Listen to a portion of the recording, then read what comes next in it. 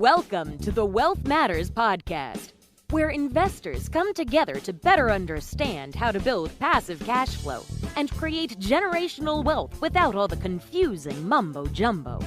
Here's your host and co-author of Amazon #1 bestseller, Alpesh. Welcome to Wealth Matters podcast. I am going to talk to Mr. Dustin Heiner today. Welcome, Dustin. Thank you so much for having me on the show. I'm super excited to share about passive income. I just love passive income. It's literally changed my life, Alpesh.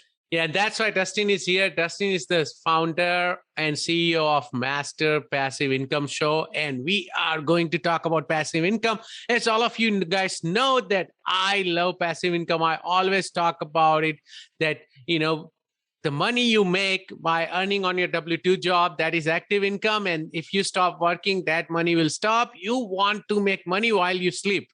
That is what is important. That's how Jeff Bezos or Warren Buffett, they make money, because Amazon is working, Warren Buffett, all the investment he has made, McDonald's, to all those businesses, Clorox, whatnot, they are all working around the clock for him. So you want to put your money from where you can make money while you are sleeping. So welcome, Dustin, again.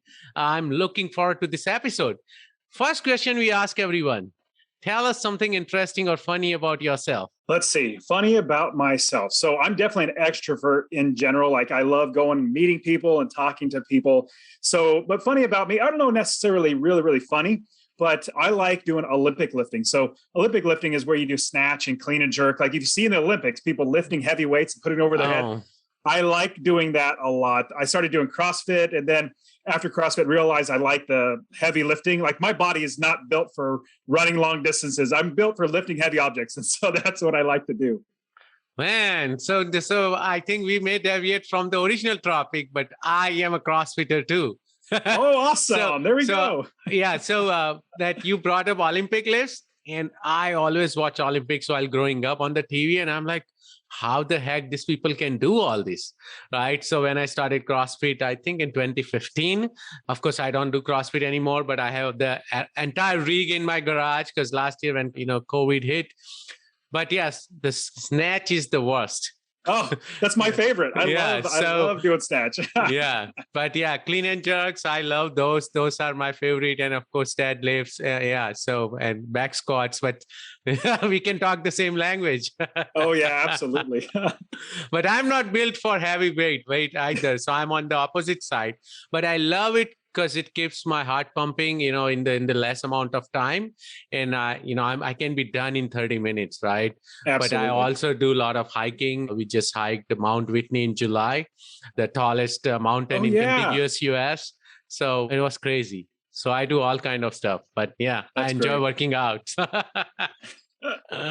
This will be great. So how did you get started in real estate? Yeah, so I've always been entrepreneurial in general. Myself, like growing up, I've had many businesses, be an entrepreneur. So I had a graphic and website design company. I had a skateboard manufacturing business. Wow. I even had a convenience store and a pizzeria. So I've always been entrepreneurial.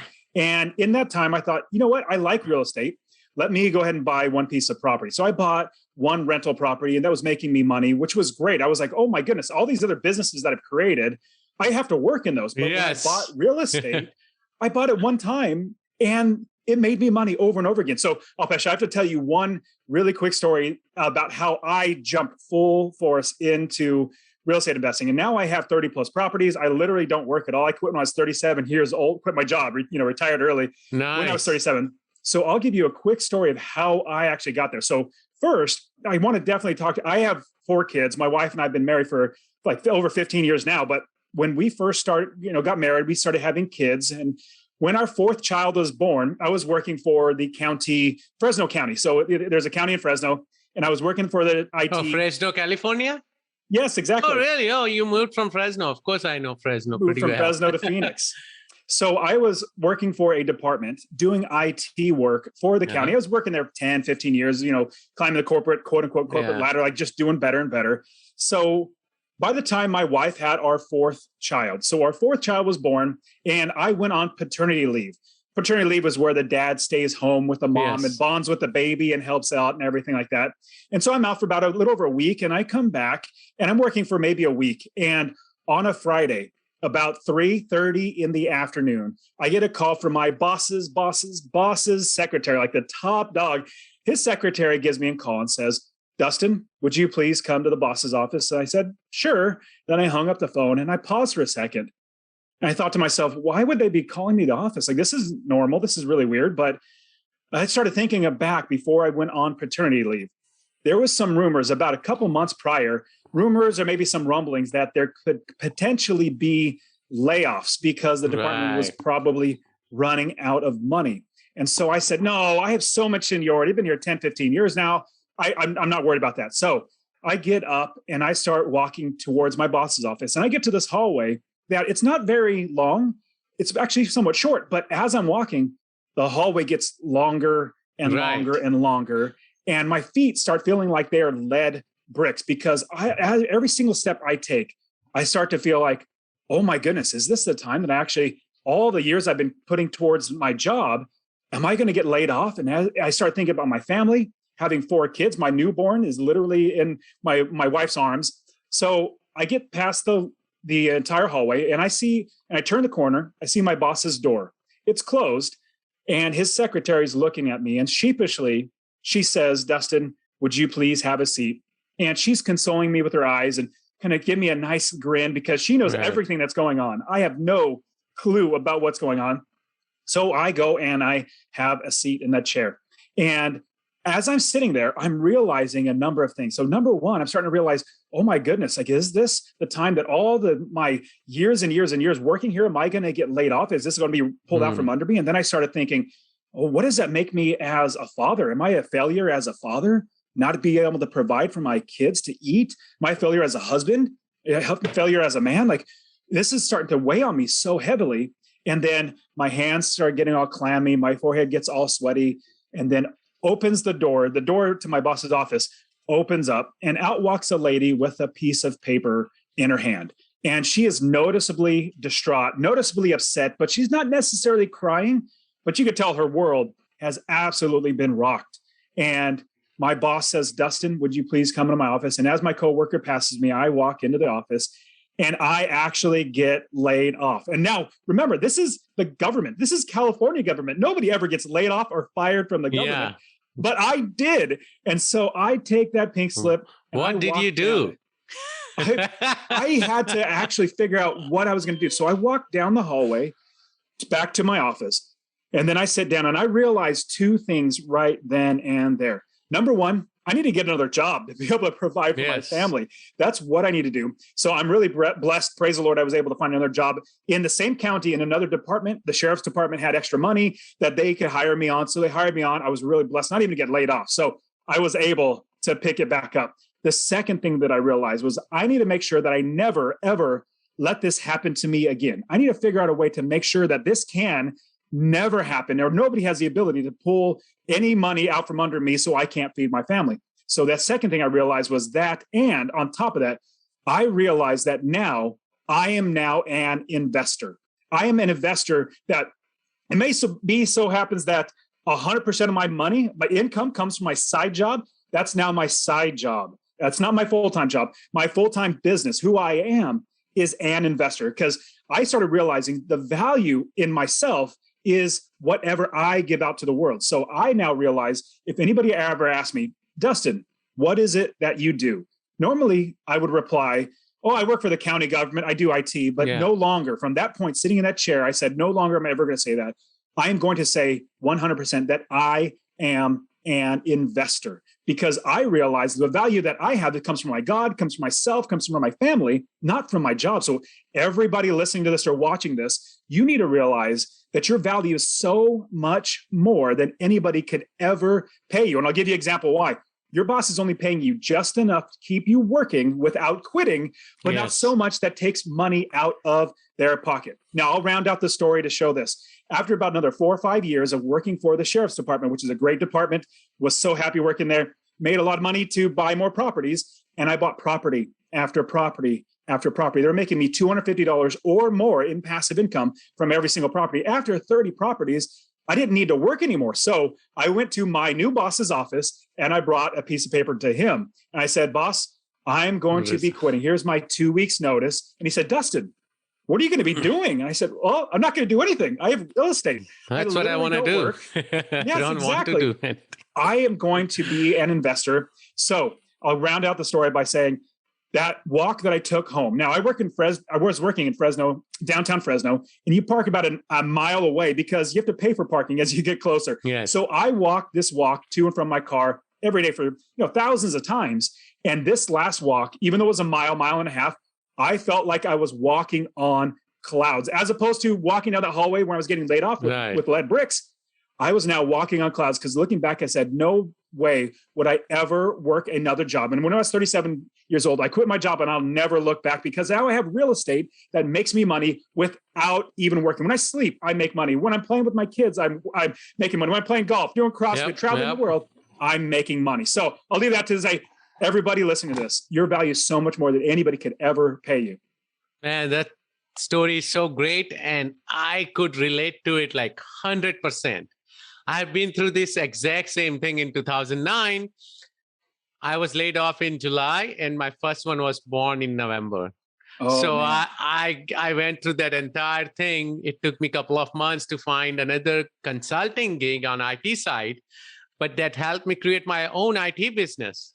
In a year, I launched my own IT business that showed me the side of entrepreneurship. And then, a couple of years ago, I've been into the yours shoes same way. Of course, I'm not fully done yet, but I've been investing in real estate since 2015. But last couple of years, it's just quadrupled and I could see the snowball effect. So this is awesome, man. This is great. So we already talked about multiple streams of income and active and passive income.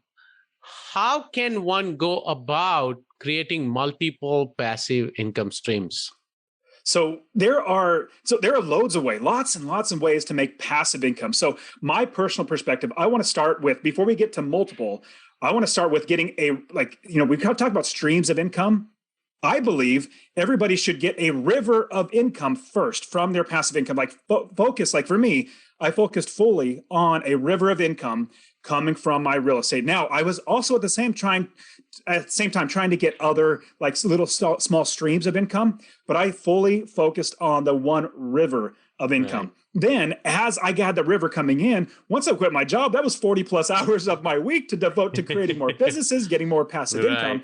Then now I've created more passive income. Let's say writing a book. Well, I've written 4 books now, so that's money coming in. If I have my podcast and have people sponsor my podcast or find me with coaching or my courses that I sell online, my membership that I have where people come in and they get coaching from me, then basically they're learning from me. And then I do once a month group coaching calls. Or if I have YouTube videos, my YouTube video brings in more passive income. If I have affiliates, I'll give you an example. Just this last Tuesday, like today, we're recording this on a Friday. On Tuesday, I get a PayPal notification. Hey, you just received $160 from this affiliate. I have no idea who this affiliate is, but I'm happy. I got $160 I never used to have. So because I have that river of income from my real estate investing, now I have other streams of income, like my real estate coaching, where I teach people how to invest in rental properties, buying one property at a time, buying with $250 a month as a minimum, a sum for me, or making like $800, $900 a month in passive income. So I coach there, but I have courses and I have other things that people buy. But then for me, I put that all into my river of income, which is my real estate investing. That's awesome. Yeah. And that's what I do as well. Right now, my main portfolio is real estate, 50%. And of course, I do a lot of cryptos as well. But even on the crypto side, I look at passive income. People always look at, I want to do 1000x, 100x. I pick the coins, which will give me passive income as well. So same exact principle you can apply to any kind of investment. People, if you are doing stocks as well, of course, I don't do a lot, but you can apply the same principle. So I'm horrible at stocks. Before you get to that next question, don't forget it. But I am horrible at stocks. I buy high and sell low. I'm really good at doing that, which is the opposite of what you want to do. But there are so many other ways to make passive income. So you're absolutely right. Now, what are your passive income streams? You mentioned some of them. Can you list all of them? I sure can. And I'll also say that I do not create another business, or I as best I can, do not put any bit of my time towards anything that is not passive income. I have four businesses right now making me money without me working because they're passive income streams. Now, definitely one is rental properties. I love having rental properties. I literally, I'll give you an example. I'm not going to, like, my wife doesn't really want me to tell exactly how much money we make in our rental properties, but you can figure it out. So I have over 30 properties that make me a minimum of $250 a month. Some are making me $500, $600, $700 a month, but the minimum is $250 a month. And that's what I teach my students how to do, is buy at a minimum of $250 a month in passive income. So that's one stream of passive income. Another one, like I said, I have my books. My books, they come, they sell, then they make me money. My YouTube is also another stream that I basically make YouTube videos teaching people how to invest in rental properties. I make money from the YouTube ads that I throw on there. Also, I have affiliates.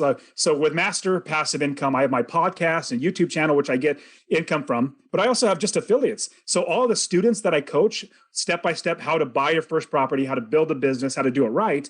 I even have affiliates like, hey, check out this free software that it's great for you and your business. Like, I literally use it, but if you sign up, it's free for you, but I'll make like $25 just to refer them. So that's another stream. Another great stream is courses. I make 5 courses. I have 5 courses.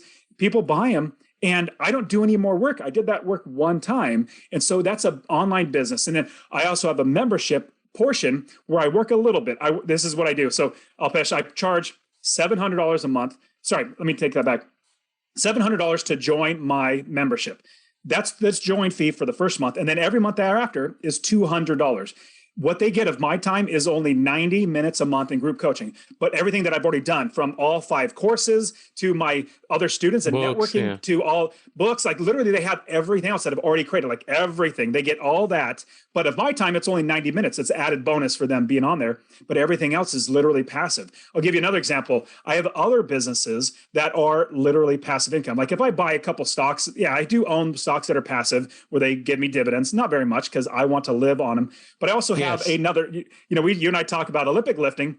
I like Olympic lifting. I love CrossFit, but I also love doing programming too and teaching people. So I have a whole nother company. In fact, I have the hat literally right here. So this is the hat of the company. Another company I have, FTNS. Fitness Forge. And it's the company that I created where we have programming for people. If they want to just get programming for a low fee, they get the programming for all the workout that they can do. And in the meantime, I'm going to I'm actually going to build an entire gym. So looking for a location, but I'm going to have one company buy the real estate. And then I'm going to start another company, which is Fitness Forge. So a separate company, leasing it. Absolutely. And then running that business it's basically going to be a 24-hour gym that people just pay me monthly and they utilize. It's basically real estate all over again. I just put in equipment that they use. So I just try to find, and how can I make money from working one time and make money over and over and over again? Man, I was laughing because I exactly wanted to do what you are doing on the fitness side as well. Actually, we were supposed to open a rock climbing gym right before COVID hit, and we got out of that and somehow we survived. But I don't know what would have happened. But I have looked into exact same stuff, like building a programming class. Alpesh, like you and I are so much alike. What's interesting in 2019.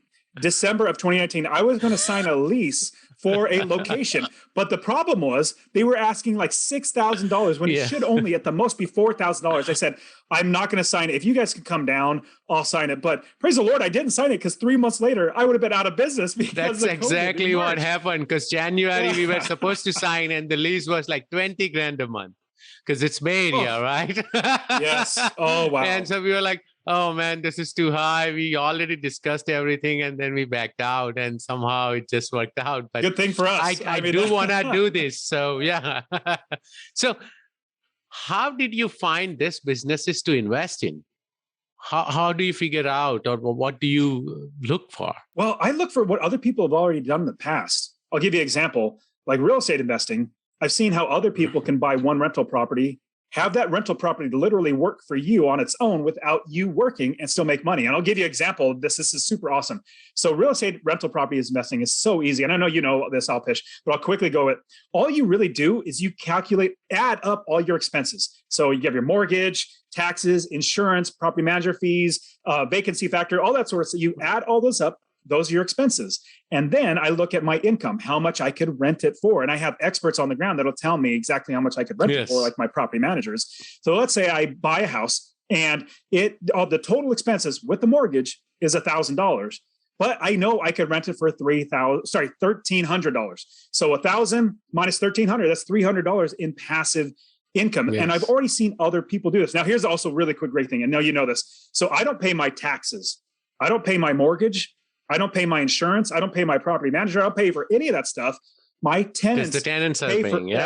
They pay for all that. Now it so happens that the money flows through me and I pay it out, which is fine, but I'm not working to go pay that stuff. So what I do is I then buy the property, make sure the tenant's going to pay for every expense. And then the difference is the passive income. So that's one that has been done many times before. In fact, I coach my students. One student, I'll quickly share one quick thing. So in 2019, one of my students started working with me. This was before COVID hit. So December of 2019, he started buying properties.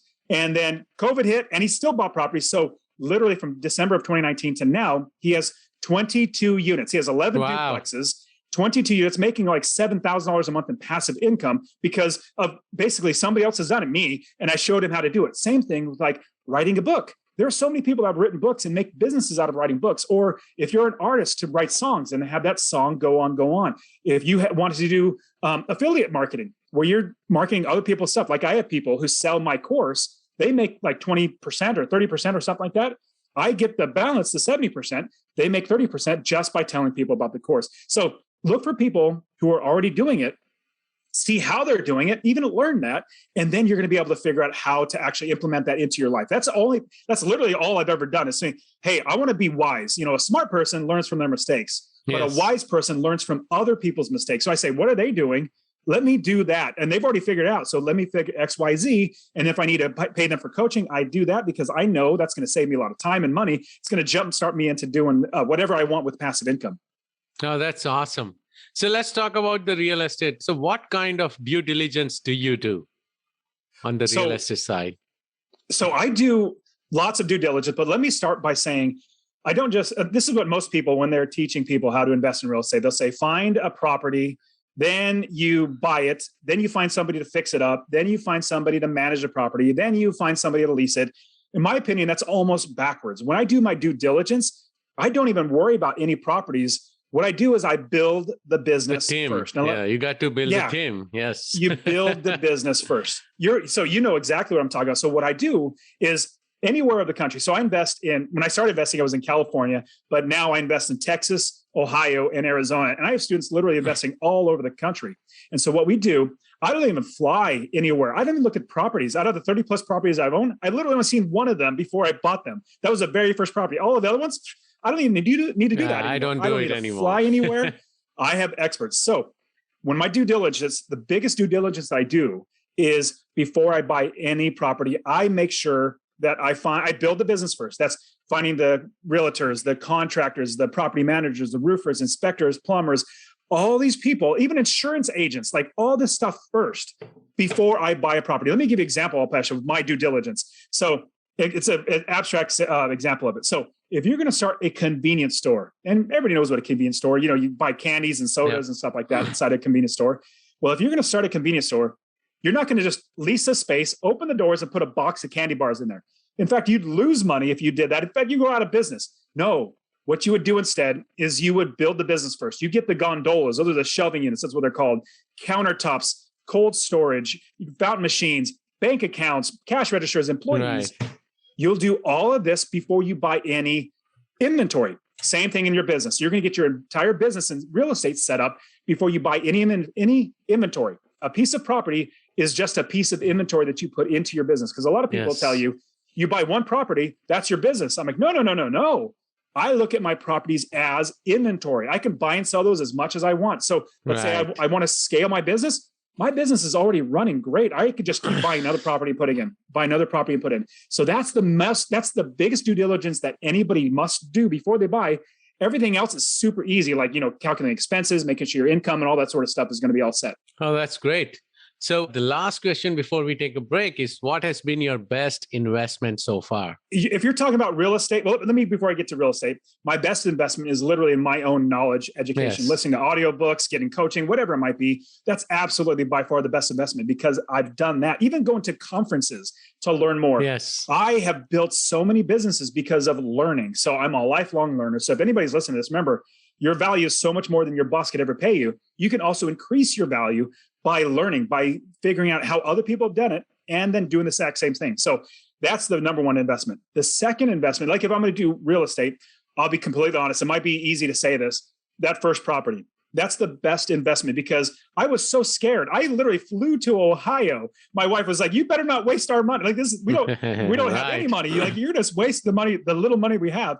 So I flew to Ohio, found a property manager, and everything I'm telling you is the wrong way to do it. So I'm just telling you the wrong way I did it. I figured out how to do it right eventually, but flew to Ohio, found one property manager, found one realtor, put them together and bought a property. Eventually she started stealing from me. My property manager did. Yes. So I had to figure out how to do it right. But that first property was so scary. But once I did that, it was like dominoes. We're like, yes, I already have that's the business. Important. Yeah. Boom. Keep putting more properties into the business. So what has been your worst investment and what did you learn from it? So the reason why I don't have very many bad investments is because I invest for passive income. Now, you'll hear a lot of people who started investing in, let's say, 2006. I started investing in 2006. That's literally when I started investing. And all those properties that I owned then, I still own. And even if the market went up, down, or sideways, I made money. Remember, I try to shoot for, and I tell my students, we shoot for $250 a month in passive income. Now, the people that literally went bankrupt in 2008 and 9 when the crash happened, what happened for them was they were investing for appreciation. They weren't solely focusing on passive income. So what happened was my properties, of course, I bought it here, it was kind of high, and then it went down a lot, but then it went right back up. Now it's literally double what I bought it for. And my rents are double for when I first bought it. Right. So I'm making so much more money. So when you're thinking about any bad investments, the only bad investment I would have is, I'll be completely honest, it's going to sound pretty arrogant, but I literally don't have any bad investments because I made sure I was going to make money in passive income every single month. Now, there has been some that either had, bad tenants that move in, that we didn't do a good background check or whatever. Those happen. But because I buy them for passive income, I don't care if the property value drops in half. It doesn't matter to me. I'm not going to sell it. I'm going to give those to my kids. Like if you can see this on the video, behind me is a picture of all 4 of my kids. I'm literally going to give those to my kids. So it doesn't matter if the value goes down. My rents will keep going back up. Oh, that's great. So let's take a quick break. And after the break, we'll go to the same questions I ask every guest. You're listening to the Wealth Matters Podcast. The Wealth Matters Podcast. For more info about what we do, check us out at wealthmatters.com. It's wealth, WEALTH, matters, MATRS.com. Welcome back to Wealth Matters Podcast. Dustin shared a lot of golden nuggets. Dustin, are you ready for fire round? Let's do this. Would you be changing any business or investment strategy after this pandemic is over? You know what's interesting? I get this question all the time from my students and other people that I've talked to. They say, well, what about the eviction moratorium? Like, what's happening with you and your properties? Well, I was definitely concerned when, March 2020 happened. I was definitely concerned that I was going to lose a lot of tenants. But be completely honest, myself and my students, we have not seen any issues. I have not even had any evictions from COVID. So I was thinking I was going to have to do some shifting and figuring out what to do. So as far as that, nothing's changing because nothing has happened for any of me and my students and even in other investors. So that's a great thing. But one thing I'm shifting to is from 4 units and below to now, which is a 4-plex, triplex, duplex. Yeah, and all the family. Conventional. Yeah. Yes, those are conventional, which are fantastic. That's the best way to start. But as you're growing, once you get to a certain point, you have enough money. Let's start buying an apartment complex, doing syndication, which is multi units. That's exactly what I do. Yeah, I have sold all my single family and everything. I only focus on mobile home parks and senior housing now for the last couple of years. So yeah, and I raise capital. So yeah, no, that's great. Favorite real estate or finance or any other related book? So I'm going to give you 2. So I'll give you the first one, even though it's not my number one, I'll give you my number 1 second. So The first one is the one that really got me in the mindset of passive income. Rich Dad Poor Dad. Everybody hopefully have read it. It's a brilliant book because we're all taught to be employees all through school. Yep. We're literally taught just to work we're a cog in a machine and just keep working. Well, that's good for like 90% of the population, not for us, not for people listening to this and watching this. We're different. And so Rich Dad Poor Dad was fantastic. Now, the second book that really was eye-opening to me is Richest Man in Babylon. By George S. Clausen. Fantastic principles and finances. It's basically a story form, like a fiction, but it teaches you principles. So I'll give you one more really good one that I really love. I've listened to this audiobook at least a dozen times. How to Win Friends and Influence People. Dale Carnegie. My goodness. Yeah. Dale Carnegie. All my favorite books. There you go. Of course, we're so much alike, Alpesh. Great minds think alike, right? Exactly. But any tool or website you recommend or you cannot live without? So I honestly, let's see, there's a number of apps and things that I use for tool-wise. But honestly, in my business, when I first started investing in 2006, it was all, I wouldn't say all, but mostly paper. Like you had to do a lot of stuff. Now, honestly, email is fantastic. I love using email because I could sign documents and send them back and forth. I could do everything. All of that. All that sort of stuff. But if I were to give you one, because everybody has email, if I were to give you one outside of that, I'm probably saying Evernote has been really, really helpful because I used to store everything in my email, like, email myself and store it in there. But then I'm like, oh, how do I find it? Evernote's literally all listed there. So I've been using Evernote quite a bit. Searching. Yeah, no, that's great. Any advice for beginner investors? I'll give you a few different things. So number one, definitely build the business first. And I'll tell you this, I buy so many properties off of people who do this the wrong way. They don't build the business first and they buy a property. They do exactly what the other people tell you. Buy a property, make sure it runs the numbers, find somebody to fix it up, find somebody to manage it. They do it all backwards. And what happens after about 5 or 6 years, they're so fed up because they can't make money. They can't find somebody to manage it. They're just backwards. And then I come approach them and say, hey, I'll take this off your hands. And be like, here, take it. I hate this property. I don't want to do this ever again. I'm like, well, thank you. But they give me a discount because I want to take it off their hands. So build a business first, like I told you. That's number one is build a business first. Second thing is always make sure you're going to make $250 or more in passive income. And remember, this is the minimum. I have some properties that have literally doubled in rent. And so I'm making $600, $700, $800 a month in passive income. But that's the bare minimum, because if you realize this, if you're making $250 a month in passive income,